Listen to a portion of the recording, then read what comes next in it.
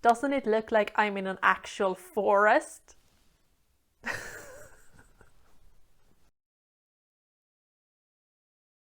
Hello everyone and welcome back to my channel. I hope that you're all doing wonderful. As you can see, I'm in the middle of the forest right now, broadcasting this.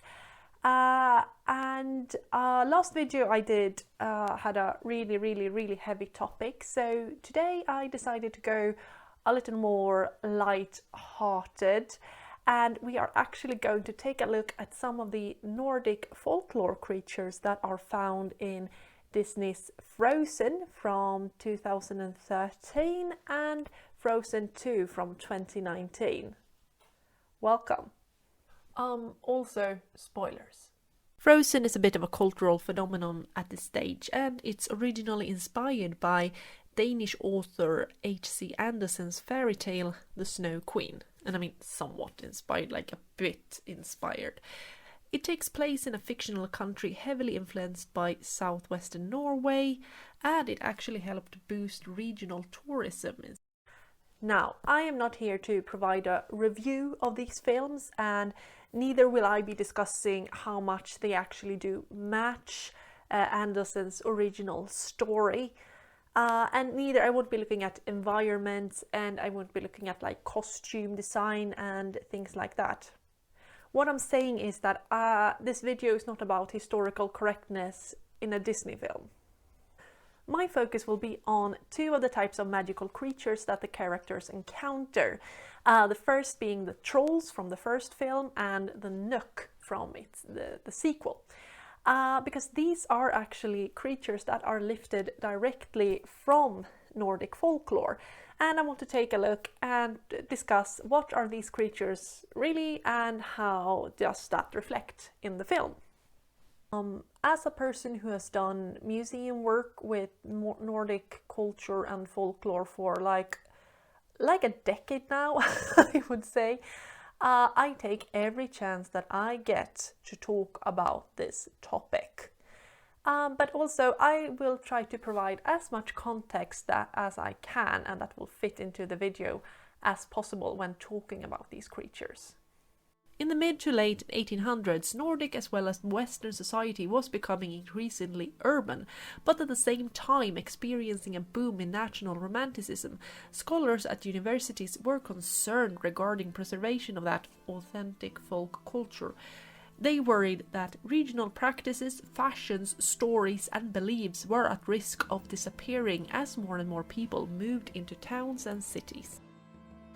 So this led to scholars actually leaving the university and traveling all around the countryside, interviewing locals about, customs, traditions, superstition, folklore, food, music, songs, like everything, the works, everything that they could think about, really.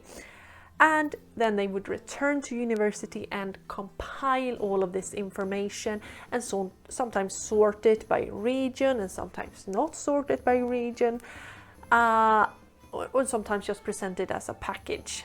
And the most famous examples of this tradition is, of course, the German brothers Grimm, who presented their collection of German folk tales over the course of the 1800s. But note that many cultures had their own Grimms, so to speak. And we need to keep in mind that these interviews were done by academics who, during the 1800s, who more often than not were searching for some kind of original core to like local traditions and customs and things. And they were using methods that wouldn't really be used in 2021 when doing these interviews. But nevertheless, their work led to a lot of preservation of a lot of stories and traditions and things that might have been lost in time otherwise. And with that out of the way, let's talk about trolls. Let me just preface this by saying that I love trolls. I really like me some trolls. They are by far my favorite Nordic folklore creature. And I do feel kind of bad for them that the word troll today is associated with like behaving a certain way on the internet, because that's not really what they do. Trolls are very intertwined in Nordic culture, and their appearance and functions have varied quite a lot over time. They are so integral and recognizable that they are basically the most featured souvenir thing, if you exclude Vikings, that is. Trolls generally live underground, as they cannot survive in sunlight. Therefore, they do not come out until nightfall. If they happen to encounter the sun, they sometimes either turn to stone or just burst. Also, they're very concerned about their families, and they tend to live in large family groups. And they have livestock, and they do all types of chores that humans do. And they tend to celebrate about the same types of holidays that humans celebrate. And especially their Christmas parties are known to be really, really, really wild, because they party all night when it's Christmas. Also, trolls can be very, very, very old, and they don't count their age by using years. They rather count it by using the number of forests that they have seen grow and wither and grow and wither. And that's how you know that they are super old. So we can see how a few of these ideas made it into the movie, like they're shown moving in family groups and the fact that the frozen trolls seem to be primarily nocturnal. Also, I think this is a nice touch, that the parents are shown going through literature and basically searching a history book for information suggesting the high age of the trolls.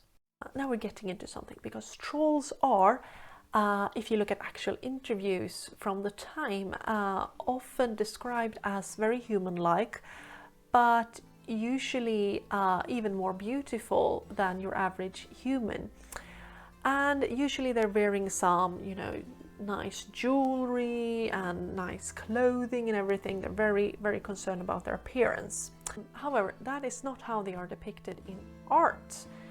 Because more often than not you see that the artist wants to play up the troll's connection to nature, so usually they are depicted in a way that sets them aside and sets them apart from the humans, so you'd have them look more like a stone with moss, or like a tree, for example. And this shift happened during the late 19th and early 20th century, when artists started to depict trolls in a more and more grotesque manner.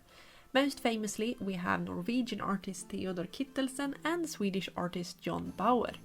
Their work is extraordinarily well crafted, like extraordinary, but it doesn't always vibe with descriptions of these creatures. This way of depicting the troll, with a big body, long hairy arms, big noses, ears and tails, was very influential, and it stuck around since then. I mean, it's even reflected in those 1980s troll dolls. But then again, there are many stories with trolls that, appear pretty and then they shapeshift into that. So for the film, right off the bat, we can see that the animators have gone with a more 20th century type of look for their trolls. And there's nothing wrong with that. It's easily their most iconic look. Also, I think this is probably done for shorthand reasons, helping the audience identify these creatures as trolls, rather than having to explain, a whole mythology about them. Also, the rolling thing that they do in the film, that's actually a really fun touch. And I don't know if it's intentional or not, or if it's because they are stone trolls so they can roll, but there are multiples of old stories actually accounting that trolls can transform themselves into like a ball of yarn, and then they just roll around in the forest really, really, really fast. Humans and trolls are neighbors, and usually there's a lot of exchange of services going on. So you can, for example, trade some beer that you have made for, some yarn that the troll made. However, trolls are individuals. So just like humans, they have individual personalities, all of them. The manner in which humans interact with them will determine their reaction most often than not, and you need to treat them with respect. because that's just what you do, you know, you need to be respectful. And also because trolls do consider themselves a little bit better than humans. Which, you know, understandable. And in Frozen, we can see that the king, he knows what's up because he is using the word please, please. And that's a good word to use when interacting with trolls, because that indicates respect, and if you don't treat them with respect, something bad will happen. So he knows what's up. And throughout the film, or throughout both films actually, we can see that the characters are treating the trolls very respectfully and talking to them in a respectful manner, which is what they like. And they even at one point leave the entire population of the town here to be looked after by the trolls, which I would not recommend doing for several reasons, but we'll get back to that one a bit later. And the trolls fill some kind of guiding function in the film, telling them about, you know, magic and things, which it's fine. It's fine. Trolls are very wise. It's okay. Also this, the trolls trying to matchmake a human with one of them is a very common theme. And the victim is usually a young girl, typically working all alone with livestock in the forest, cut off from the rest of the world, like hours and even days of walking away from the farm. And those stories are usually intended a bit as horror stories. You know, the troll just show up. Hello, you will be marrying my son tomorrow. And then the girl has to outsmart them, and if she doesn't, she will be dragged into the underground with them for eternity, basically. So yeah. But the fact that the character Kristoff here is human and he seems fairly uncomfortable with the idea of getting married, and the trolls are being pushy and they're singing a funny song,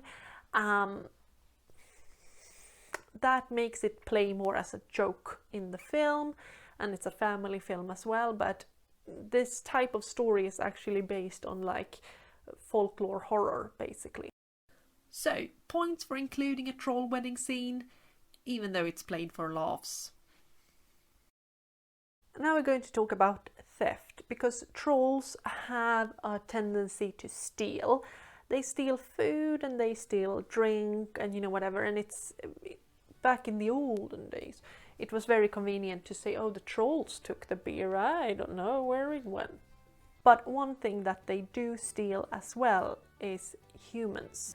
And they go around the stealing humans bit differently. Usually they have two techniques. One technique is called bergtagning, which means taken to the mountain or to be taken to the mountain, in which there's a person, usually it's a young girl, and she's being lured to come close to the mountain where the trolls live, and they have a portal open and she will pass through, and then the mountain will just close behind that person and you will never hear from them again. Or if they do return, they will never be themselves. Basically, something happened in that mountain. And the other technique that trolls have is called bortbyting or changeling, in which they grab a human baby and they replace it with their own child because they want their child to be raised by humans. So then you would have children that would be accused of being changelings, basically. One sign that's often lifted in these interviews is that there might be a child that has a really big appetite, then you know it's a changeling. Or if it's the child that has difficulties learning how to speak, then it might also be a changeling. Fun fact, if people believe that their child was a changeling, they were often advised to mistreat the child as much as possible, because if you abuse the child, then the troll might return and swap the children again. History is so dark. So, the character Kristoff shows a mix of these two elements. He is an orphan who's adopted by the trolls, and they make it clear that he is part of their family. This is something that trolls do. Once they get you, they are likely to consider you one of theirs, and it's very hard to ever break free from that. And he can't be referred to as a changeling because he has not been swapped as a baby. He is more Berg tag and he is taken to the mountain. And I mean, even though he's got his troll family and they have a nice relationship, he seems to live a really independent adult life, and he seems to be really free from trauma, which would not really happen in folklore stories at all, because those are also horror stories. The Taken to the Mountain stories are horror stories.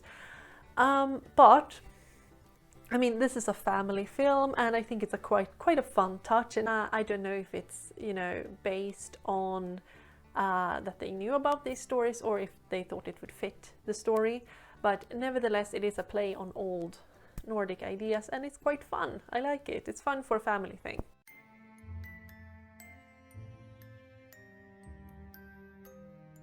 Okay, so the other folklore creature we're going to be talking about today is the Nøk, or the water horse, that's heavily featured in Frozen 2.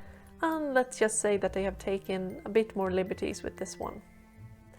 Let me just preface, these types of water horses can be found in various places throughout Europe, and you can find them in Celtic folklore and Germanic folklore and in Slavic folklore as an example. But today I am looking at the Nordic folklore incarnation of these types of horses, because, you know, they are all different. Okay, so to get to the horse, we need to talk about the man, or the creature in general. The Nøk is super common in many places in the Nordic countries, and you can find him almost anywhere. And yes, I am saying him because the Nøk is male. He is a water spirit, so you will find him wherever there is water. So in a river or a lake, you know, wherever there is water. Just like the trolls, he had a revamp during the late 19th century and is nowadays anyway almost always regarded as a handsome naked man who plays a fiddle. But he can look like many different things. He can be a beggar boy, an old man, a rich man, your fiancé. I even seen some Gollum-like descriptions of him. And he is evil, but he is also rather sad and lonely. And the thing is that he drowns people. That's his thing. He wants to drown people. And he is usually a master musician, so he plays different types of instruments. Most classical, he plays like a fiddle, and that will hypnotize people, and they will walk into the water and be drowned and go down there with him. No redeeming qualities. His only motive is to have people killed. Now, why am I talking about a male creature when the topic is a horse? Well, because the horse is the man. Or at least it is very hard within Nordic folklore to distinguish the horse from the man. Note that this is an academic debate which has gone on since forever, and I personally find it hard to separate them from one another, as they both shift between human and horse form. So I look at them as different versions of the same entity, but not everyone would agree with me. So the earliest record of this type of horse is old. It's found in the Beowulf saga from the 8th century, but you can also find the water horse motive in Icelandic literature from the 13th century as well. And the water horse in many ways has the same function as the Nøk in human form. It is this grand, beautiful horse that you will stumble upon when you are out in the forest.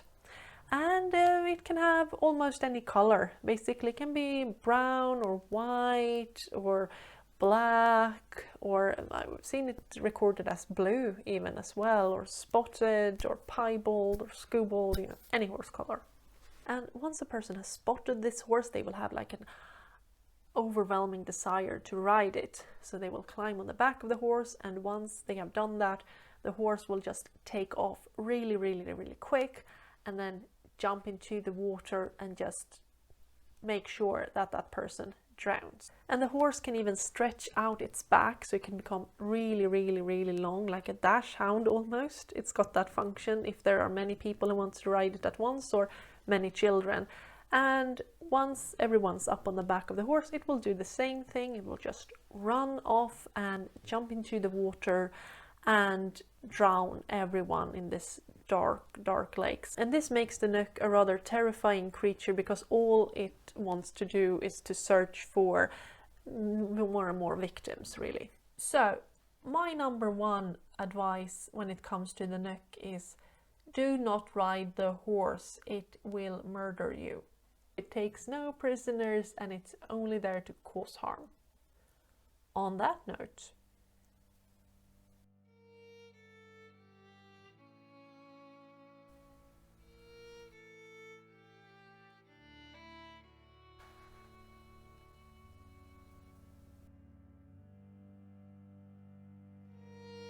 get out of the water, it's not safe, it will drown you, do not, no. Oh my god, that scene is terrifying. Like, it's really scary. So they have obviously taken this water horse concept and more made it into like wild horse that she can tame kind of thing. And yeah, and I know that they are supposed to represent different types of elements, and yeah, I get that it fits within the narrative. I just can't get over how scary that scene is. Oh my god. This scene shows Elsa throwing herself into the water where she encounters the Nook. The design of the creature is that it's, rather than an actual horse, it has a body that's made out of water, which enables it to appear and reappear without warning, which I guess look dramatic on screen, and also it makes him more vulnerable to her ice powers. However, the Nook does what he does best, and he tries to properly drown his opponent. They battle it out and the Nook is tamed by the end, and after that he appears as her loyal pet, more or less. Okay, so we can see that they've kept the menacing and threatening bits about the horse, and he is evil intentionally. He does his best to try to murder her, but he doesn't succeed, and then he gets domesticated, and then he's like this cool and loyal, brave horse, and he can run through the water and in the air, and it's cool, you know. And that bit plays more into like the Disney brand kind of animal sidekick thing that they have got going on in many of their characters. And I get that they want to sell toys, that's probably why they did the horse this way. It's just a bit weird from like a Nordic folklore kind of thing. I know that this is like pure coincidence, it can't be anything but coincidence. But there is a Swedish punk band that made a song in the 1990s called the Ballad of Elsa, or Balladen of Lilla Elsa, and it's basically about a girl named Elsa who goes down to the water and she gets drowned by the Nook and she's never seen again. It's a pure coincidence, I'm sure, but it's just a tad ironic. I think we should probably look at the feature of these characters and the retelling of their story as like a very contemporary retelling that basically works to spread awareness about these folklore creatures to a wider audience. And by that I mean they have used this concept about the trolls and the Nook and featured it within their story, but also sanitized it a lot to make it more digestible for a modern audience and to make it fit within the Disney brand as well. People are not going to buy the Nordic Murder Horse if you try to sell that as a toy, but they might buy the pretty blue magical horse that can ride through the air and the water, and that's pretty in blue. So even if these characters are presented, as I said, sanitized, their inclusion in these stories might lead to people being curious and looking up more information about them, like this video for example, hello, and seeing what are their traditions, what are their story, what significance do they carry within certain cultures. And by that I want to say thank you so much for watching. It was really fun to write and present this video. I hope you enjoyed it. If you like what's going on this channel, please consider subscribing or liking this video or sharing the video. I hope to see you soon again. Please stay safe, take care, and do not ride the water horse. Bye!